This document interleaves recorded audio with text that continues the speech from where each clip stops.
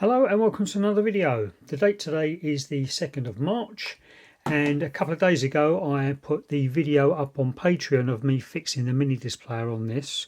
For you it'll be 2 weeks since you saw that video, but on Patreon they get at least about 6 or 7 days early access to most of my videos for the minimum subscription on Patreon, so go have a look. But the problem is this still needs a repair of the cassette deck. It needs new belts. But I've ordered this from eBay yesterday and it will be with me later on this week, and that one doesn't need any belts because it's direct drive. So I need to get this one fixed because I've literally got no space to put that cassette deck. So even though this is working, it's got a fantastic display on it, I might end up having to sell this fairly quickly to make space. So I'm going to use these pretty good multi-pack belts to fix the cassette deck on this, and that clears it out of the way. I don't know what I'm going to do with it. It looks fantastic. I've been using it all week. It plays fantastic on the mini disc. So I need it out of my office, so I might end up selling it quite quickly. If I do sell anything, I'm going to put up a quick video, maybe a short on YouTube. So please make sure you're subscribed. So let me quickly take the cassette deck out of this. There we go, that's that done. There'll be a link in the description box for when I took this apart. The Change Monkeys at YouTube have now moved the description box. So every video up on YouTube probably says have a look at the description box below. And it's not below anymore, it's over to the side. Or at least it is on my YouTube. But anyway, the video where I took this apart will be up in a card there and in the description box. We can see just here a little bit of belt sticking out. That's come off of the pulley underneath, and unfortunately it all needs cleaning up because the belts had turned to goo on this one, and I don't really know what size belts I need, so hopefully I've got a couple of belts in here which will do the job. So I'm going to get my cleaning solutions out. So you can see that white pulley there. That black bit inside is actually the gunk off the old belt. And it's going to be quite tricky. I don't want to take the motor off to do it. It's going to be quite tricky to do it because it just spins round. So, but if I get my finger in there to stop it from spinning around, you can't see what I'm doing. But you've probably seen lots of people clean up these belts lots of times. So the problem is I can only get to the outside of the belt, the pulley, and not the inside. So that's going to be quite tricky, but basically what I'm going to do is I'm going to use some IPA on cotton buds and see if I can move all of that gunky stuff off and onto the cotton buds. So basically spray some IPA, or get some IPA that you can use, get a load of it on your cotton bud, and really what you want to do is make it nice and wet. Make that rubber residue nice and wet. There's no point in rubbing too quickly with the cotton bud because you need the IPA to, which is a solvent, you need that to act on the rubber to make it easier to get off. But it's going to be really hard to do and still keep it in shot for you. So I might have to do it off camera, and it takes a long while as well.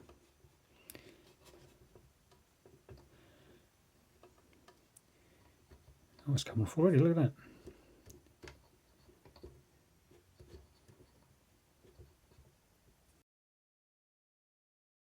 Right, I think that's as good as we're going to get. The only problem I've got now is the cassette door won't stay shut, so I'll figure that out in a minute. Let's try and get I'm going to figure that out now actually. Yeah, I can't figure that out. I think there might be a spring missing on a mechanism somewhere. So now this pulley here and this pulley on the motor, I'm going to need to find a belt to fit those. Right, that was tricky finding the right size belts. So this one down here runs to the pulley that is right at the bottom of that, under there. And this top one runs around here, this side of this pulley, and then attaches to the motor on that white one there. So now I've got to, all I've got to do is put this back in the unit and connect up the two cables. There's one cable there, and there's another cable that goes in somewhere and I can't find it. and then this will be back together. So let's do that. I'll be very surprised if this sounds any good after all of this. I still can't get the lid to stay shut. So let's connect up the cables anyway. Or do I need to try and solve that? Okay, I've had a little listen. I think it sounds alright.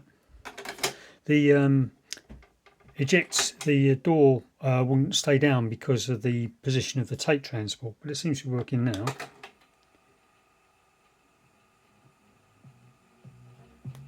Let's put the speaker near the phone.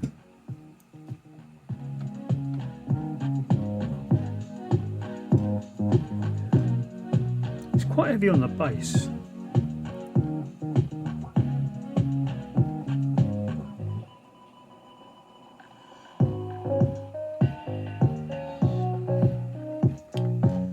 It's got auto reverse, but I think the other side of this tape is blank anyway. It does sound like it's rattling a bit.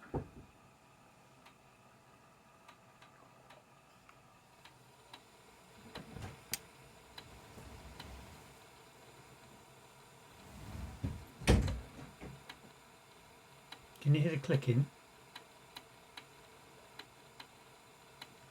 So something's not right, but it is actually working.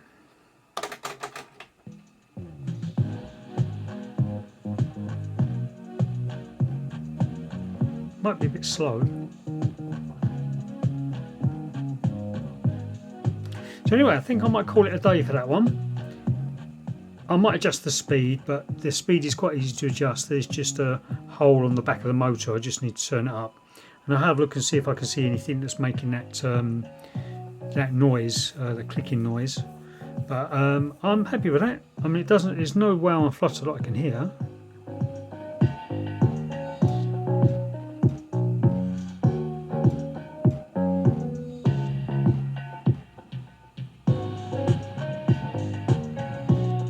Might be a bit slow because the belts are the wrong size, I suppose.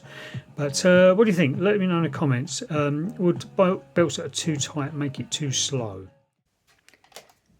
Right, it's the next day and I've got a bit of a problem here. I've been listening to this on headphones last night after shooting the rest of this video.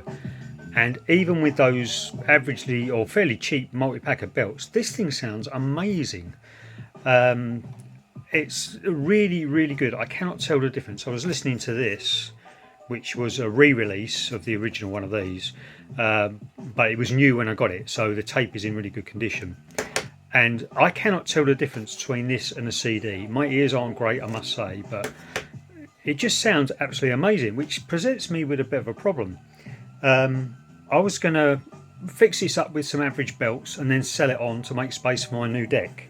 But I want to keep it now. There's lots of functions I want to try out, like you know, cassette to tape and CD to tape. Sorry, a mini disc to tape and a CD to tape. But I'm really short of space and somewhere to put it. But I think I'm going to keep this, have at least a little bit of a play around. And this now runs at perfect speed. The speed adjustment. Let me put up a picture of the speed adjustment. It's not the hole in the back of the motor. It's got a separate potentiometer for it. But it seems rock steady speed, no wow and flutter, and a real pleasure to use. On headphones it's great. I've got it on my little Bluetooth speaker at the moment, but when I put it up on my big speakers it's going to sound fantastic. So that's what I'm probably going to do. I've just got nowhere to put it. But anyway, that's the end of this video. Thanks very much for watching, and I'll see you in the next video.